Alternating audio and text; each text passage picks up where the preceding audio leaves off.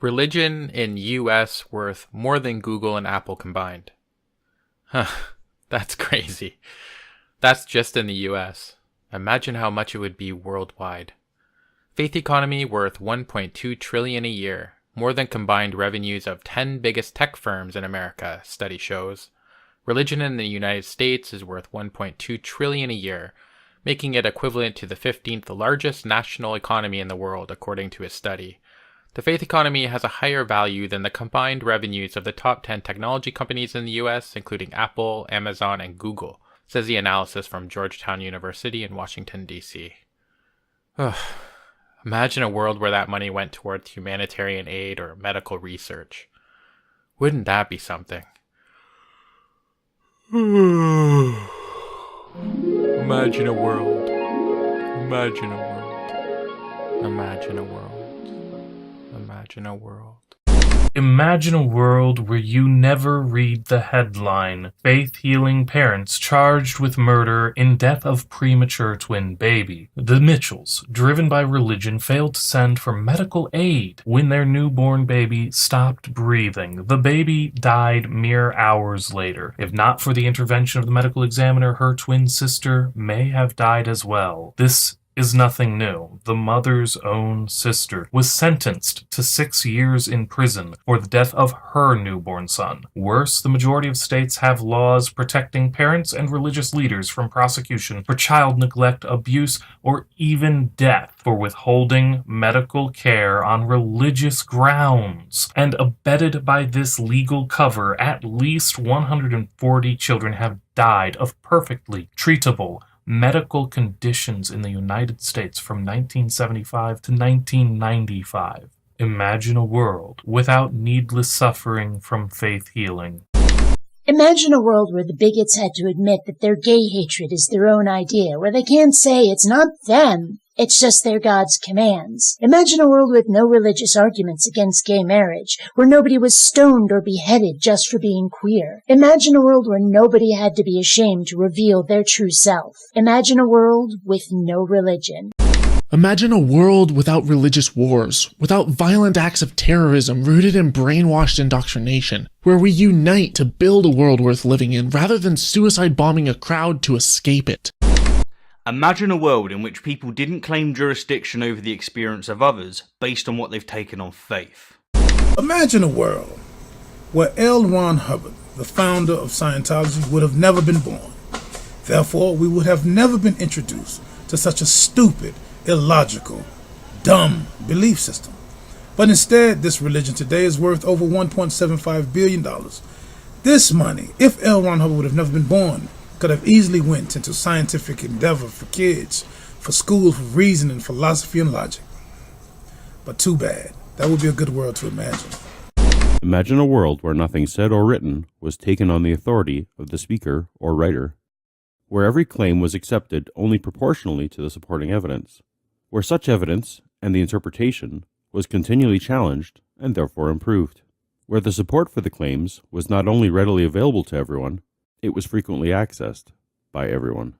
When I imagine a world without religion, I don't necessarily imagine a perfectly peaceful world. What I do imagine, however, is a world where we aren't living in a reality where people are killing over their imaginary friends every single day. I don't imagine a world where people would always have reasonable discussions despite a difference in ideas. But what I do imagine is a world where people aren't scared for their lives when they criticize or discuss others' ideas. A world where we don't make excuses for extremists because someone offended their religion. Imagine a world without organized religion, particularly Islam. A world where freedom of ideas doesn't mean a risk to human lives every single day. Imagine a world without hijab, where you can see the wind blow through an Iranian girl's luscious, beautiful hair. Or at least imagine a world without niqab, where you can brush your hand across her smooth skin on her face. Or at least imagine a world without burqa, so at the very least, you can see her eyes. Or better yet, how about imagine a world without Islam? Imagine a world where no one spends precious time and money on treatments of disease which are not evidence-based. Countless lives are lost every year because people fall victim to pseudoscientific practices that just simply don't work. Often, these practices are based on beliefs involving the supernatural. Regardless of their origin, though, practices without an evidential basis are dangerous when relied upon as medical treatment. As a result, effective treatments are disregarded, and fatal diseases are allowed to run their full course, ultimately tearing grandparents from their grandkids, tearing mothers and fathers from their children, and in strokes of the cruelest form of cosmic injustice, tearing children from all those who cherish them above all else. Envision a reality where no belief in pseudoscience or the supernatural, which allow for such offenses to humanity, exist, and ask yourself, would such a reality be one with fewer atrocities in favor of greater health and happiness? In doing this, you take the first step in making that reality our very own. Imagine a world where people gave serious thought to questions of why we love, why we feel wonder and awe, and why we consider some actions moral and others immoral. Where we continue to plumb the depths of these mysteries, using what we learn to make ourselves and society better, instead of just deciding they're all inevitably spiritual concepts that had to come from God. Oh, and where nobody claims there can't possibly be secular answers to these questions just because they themselves chose to stop thinking about them. Imagine a world that wasn't saturated by mainstream religion. Religious messages have been so normalized, people will take on very baggage-heavy labels as a default. Out of peer pressure, it's what's expected of them to do, even if they don't truly believe. And thus, undue reverence is given to ideas that are as equally absurd as any other mythology we have left far behind us. This normalizing of religion is the stagnation in society. And this prevents an honest, critical dialogue from actually happening. Imagine we could strip all of the emotion out of these arguments, all of the heritage, all of the baggage, and debate the ideas based solely on their merit. We would have won already. Imagine a world in which people didn't pretend to know things that they can't possibly know. Imagine a world without religious moral authorities. When faced with an action that conflicts with our conscience, we tend to rationalize it to avoid the mental conflict between doing something bad and being a decent person, one way being to project the responsibility onto an authority. If there were no morally authoritative religions in the world, then people wouldn't have the option to shunt responsibility onto an intangible, infallible, unchallengeable moral authority. Knowingly harmful actions, in terms of prejudicial or even violent acts, couldn't be excused by obeying the will of God. Of course, this isn't applicable to all religions nor all religious people, and of course there'd still be harmful acts and human authorities to appeal to, but no human authority is intangible, and any would be infinitely less infallible and unchallengeable than the moral commandments that are held with conviction to be the decree of God.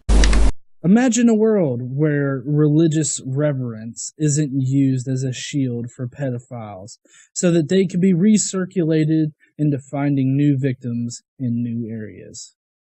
Imagine a world where children aren't scared of eternal damnation in hell, just for being themselves. They can go out, be free, love who they want to, and not have to worry about burning forever in the lake of fire.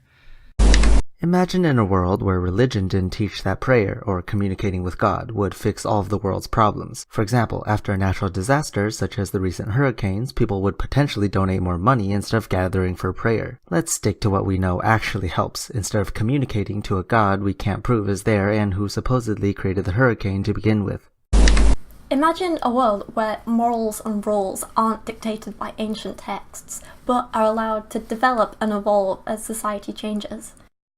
Can you imagine how far along medicine would be if religion hadn't stepped in the way of stem cell research? Granted, we'd be farther along with regards to all medicine, but my focus is actually stem cell. There's so many things that stem cells can do. I myself took a bullet to the knee, and I was told last year that there's now a new therapy to basically regrow my knee. All pain would stop, my nerve cells would grow back. And my doctor told me that if it wasn't for all the blocking advances, this probably could have happened years ago. It's absolutely infuriating, the fact that someone's religious views have basically kept me and others in pain. I mean, this is something that could stop pain. It could help with cancer. They're doing research on stem cells versus cancer. I think about things like Huntington's disease and Parkinson's. Could stem cells help in that? How far would we have been if this field was not grinded to a halt by the religious? How much farther would we be? And if it were to suddenly stop, no more opposition, imagine how far we could go.